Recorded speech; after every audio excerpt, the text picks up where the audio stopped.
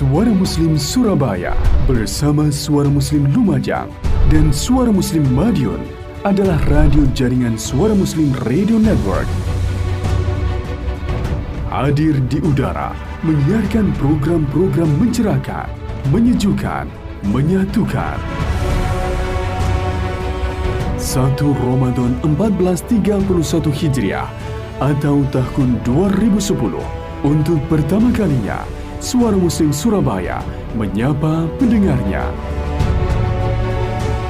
Kini, 7 tahun mengudara, Suara Muslim mengukuhkan posisinya sebagai radio terkemuka di Jawa Timur.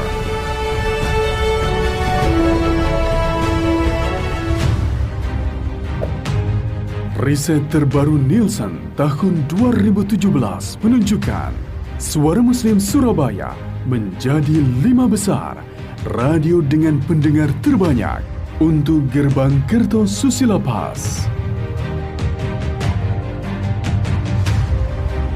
Suara Muslim Radio Network juga terpilih menjadi salah satu penerima Asian Top 15 Business Award 2017 dari International Business Federation, diserahkan langsung oleh Dr. Frederick Yap, IBF Founding President, pada 12 Maret 2017 di The Fullerton Bay, Singapura.